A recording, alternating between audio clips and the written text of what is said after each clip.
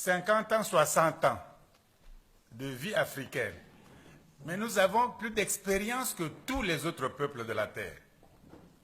Pendant 50 ans, nous avons eu des pères fondateurs qui ont fondé les républiques, les pères fondateurs. Nous avons eu des présidents à vie. Bon, ils sont bien morts, mais c'était proclamé à l'époque président à vie.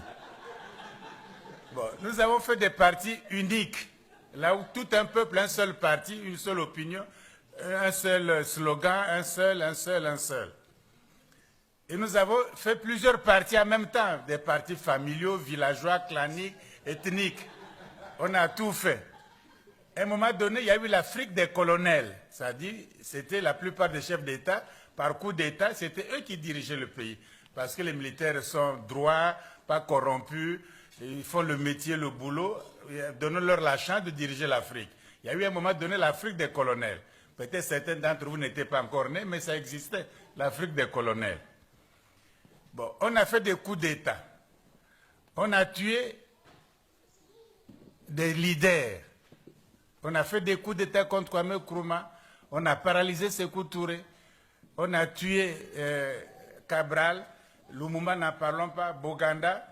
Et le dernier, je pourrais dire, Sankara. On a donc tué les leaders. Le leadership africain était décapité. On a bloqué ceux qui promotaient le Jama, les Nyerere. On a bloqué. Mandela, près de 27 ans en tôle pour réclamer juste la dignité et la liberté et l'égalité. Qu'est-ce qu'on n'a pas subi? On a chanté la gloire des chefs d'État africains par la mobilisation populaire de ce qu'on appelait autrefois les groupes d'animation. Donc quand le chef d'État passait, tout le peuple dansait pour lui. Ça s'appelait groupe d'animation. Bon, la Banque mondiale est venue. On a fait des projets. Le Fonds monétaire international est venu. On nous a donné soi-disant l'argent, puisqu'on est endetté, même très endetté, ce qui suppose qu'on a eu l'argent. Enfin bref, on a jeté des déchets toxiques, même nucléaires, sur le littoral du golfe de Guinée. Les gens en sont morts, mais ce sont les déchets de Côte d'Ivoire, ce sont les déchets d'Abidjan, et non les déchets de la Hollande qui les envoyaient. Donc, qu'est-ce qu'on n'a pas fait? Il y a eu des mouvements des jeunes, les femmes se sont mobilisées, les syndicats étaient très forts, les syndicats, la classe ouvrière était très fort. On a fait beaucoup d'expériences. Pendant 50 à 60 ans, on a presque tout fait. Presque tout fait. Et l'Afrique n'avance pas. Et l'Afrique est endettée, très endettée. Et l'Afrique est pauvre. On a vécu de slogans, objectif 80, santé pour tous, maintenant c'est développement durable, c'est l'émergence, on ne sait pas comment on va émerger, mais enfin c'est l'émergence. Bref, il y a quelque chose, c'est comme un continent qui a fait toutes les expériences. Les autres n'en ont pas fait tant. On a connu tous les systèmes. De président à vie, président tout seul, présidentiel, président avec un premier ministre, président avec même 2, 3 vice-présidents. Il est président, mais il y a un premier vice-président, deuxième vice-président, troisième vice-président. Un pays avec 3 ou 4 présidents, 4 ou 5 premiers ministres. Qu'est-ce qu'on n'a pas connu? Et nous sommes même le premier, par rapport à l'Europe, à donner un premier ministre femme. Il y a le président de la République ou empereur, et le premier ministre, c'est une femme. On a nommé, avant même la France, avant que le président Mitterrand nous nomme Edith Cresson Premier ministre, l'Afrique avait déjà nommé une dame Premier ministre, en RCA. Qu'est-ce qu'on n'a pas fait comme expérience? Les coups d'État, les guerres civiles, les conférences nationales. On a tout fait. Et ça n'avance pas. Les États sont fragiles. On tue quand on veut. On envoie la CPI quand on veut. Enfin, on répand les maladies quand on veut. On mange des poulets dont on ne connaît jamais les cuisses. On voit que les cuisses. Hein? Oui, on ne sait pas d'où viennent ces poulets. Donc même pour la santé des gens, la santé, la sécurité alimentaire n'est pas assurée. Hein, alors qu'un continent qui a des lacs, des fleuves, des cours d'eau, qui peut faire des choses extraordinaires. Mais il y a un problème, les schémas qu'on fait sont des mauvais schémas. On ne peut pas les continuer encore. Rien que ça. Mais on va aller où maintenant? Qu'est-ce qu'on fait? Une conférence nationale encore? Bon, on va faire quoi? Libérer qui est encore en prison? Hein? Oui, comment on va faire maintenant? Il n'y a aucun schéma. Tous les schémas sont usés, ça nous... Or, aujourd'hui, dans le monde tel qu'il l'Europe ou l'humanité est conduite par l'Europe, les puissants, il faut être fort, puissant. Si vous êtes fragile, vous êtes ami ou quoi, ça ne compte pas. On vous écrase quand il le faut. L'Europe ne tolère pas la fragilité. L'Europe ne tolère pas l'impuissance. L'Europe ne tolère pas, n'aime pas la faiblesse. Ils appellent autrefois les chinoiseries. Aucun Européen ne dit maintenant les chinoiseries. Parce que la Chine est forte, puissante, et on dit discutons affaires. Discutons les affaires. On ne dit plus les chinoiseries qui mangeaient un bol de riz par heure, qui est le tiers-monde, qui étaient des vauriens, des bibelots. On ne dit plus les chinoiseries. Parce qu'ils sont forts. Il n'y a pas d'amitié. Il n'y a pas de partenaire. Ça n'existe nulle part. Or, l'Afrique fait le Népal par des partenaires. Mais qui vient? Mais enfin, quel est le partenaire de l'Allemagne même? Ils font tout seuls. Quel est le partenaire de la France? Quel est le partenaire de l'Angleterre? Quel est le partenaire des États-Unis? Ou quel est le partenaire des Chinois? Mais l'Afrique dit que j'ai un projet, il faut que les bailleurs de fonds et les partenaires. Quel est le bailleur de fonds de la France? Ils sont déficitaires depuis au moins 30 ans, mais ils ne sont pas aidés. Quel est le bailleur de fonds de l'Allemagne? Là où ils croisent les bras, ils ont des projets, et puis un bailleur de fonds, c'est italien ou grec qui viendrait les financer. C'est la Grèce qui viendrait financer l'Allemagne. Mais l'Afrique croit encore à des mythologies comme ça, les bailleurs de fonds, les partenaires, ça n'existe pas. On a fait tous les schémas. Nous avons fait tous les schémas, tous les schémas. Moi, je ne vois pas quel schéma qu'on peut faire encore.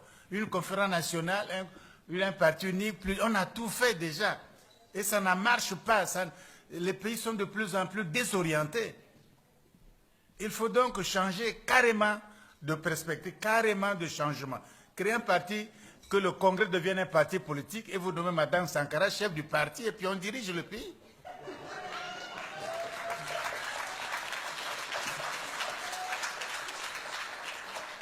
Pourquoi? Parce que, à supposer que les États-Unis ont nous donné l'exemple.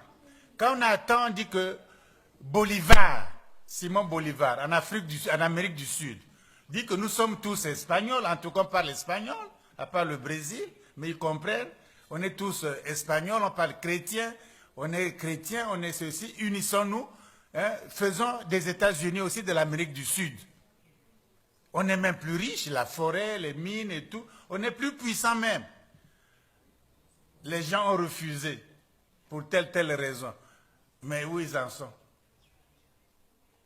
Ils piétinent comme tout le monde, comme le tiers-monde, avec tant de richesses. Ça n'avance pas non plus. Ils sont dominés. Ceux qui ont fait les États-Unis à Philadelphie, le plus vieux, c'était Benjamin Franklin, il avait 80 ans. Le jeune qui venait après lui avait une cinquantaine d'années, Washington, qui serait le premier président. Les autres, les techniciens, les autres leaders, là, avaient 30 ans, 33 ans. Madison, Hamilton, l'avocat de New York, avait 30 ans. Madison, qui serait le 4e président américain, il avait 33 ans à l'époque. Ce sont des jeunes qui ont fait les États-Unis. Ils ont décidé, faisons les États-Unis d'Amérique, faisons. Qui a tort? Est-ce que c'est le bon moment? Est-ce qu'on est corrompu? Est-ce que c'est... Faisons. Pas trop de problèmes, il n'y a pas de perfection ici-bas. Faisons ça, nous serons une puissance Après, on verra. Les autres ont refusé. Demandez à la Géorgie qui avait refusé, à la Floride qui avait refusé, qu'ils demandent leur indépendance maintenant. Ils vont accepter. Hein? La Géorgie va demander son indépendance, quitter les États-Unis d'Amérique. La Floride va quitter parce qu'ils ne voulaient pas être ensemble. Mais qu'ils quittent maintenant, ils vont accepter. Ils ne peuvent pas accepter parce qu'on a créé une puissance.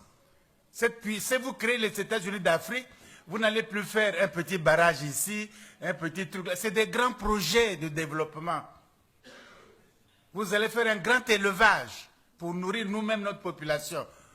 Hein? De Dakar, de la Mauritanie jusqu'à Namibie. Vous faites des compagnies de pêcherie. Nous avons des requins, des baleines, de la sardine, de tous les poissons du monde que les pétroliers sont en train de tuer maintenant. L'élevage. Il y a des plaines, on peut fertiliser le Sahara, c'est des grands projets coûteux, mais on fait. Le Sahara, les Canaries deviennent fertiles encore. On crée des grandes universités de technologie, de sciences, etc., de grands espaces. On maîtrise le nucléaire. Si vous êtes faible, vous êtes écrasé. Donc, par précaution, on fait ça. On fait des grands projets. Il y a les élites intellectuelles africaines, il y a des juristes, il y a des médecins, des vétérinaires, des ingénieurs, des gens compétents dans tous les domaines, dans le tourisme, dans le commerce, dans l'esthétique, dans la musique, la chanson. On devient une grande puissance. Ça change tous les schémas, tout le monde y gagne. Même les présidents à vie, mais ils ne seront plus là, mais enfin, ils gagneraient aussi. Parce que le tapis rouge, ils ont eu, ça ne leur a rien donné. L'argent compte en Suisse, vous n'en bénéficiez même pas. Quand vous êtes mort, la Suisse bloque les comptes. Même votre veuve, vos enfants n'ont pas droit à cet argent-là. À quoi ça sert?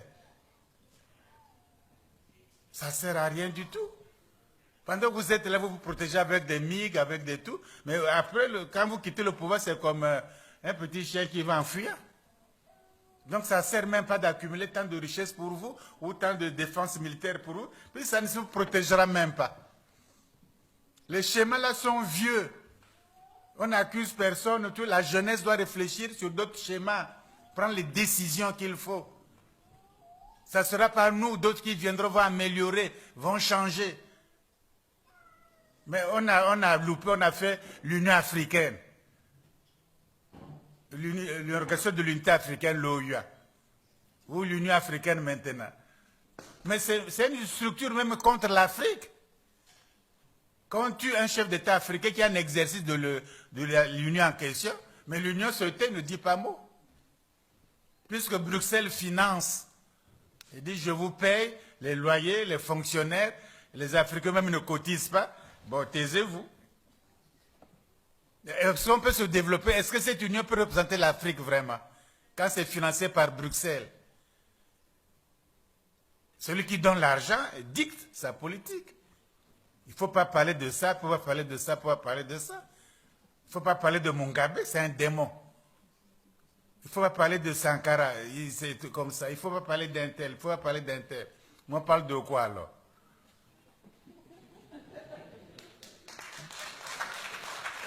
Donc, il est temps, les schémas, tous les schémas qu'on a fait là, ça ne marche pas.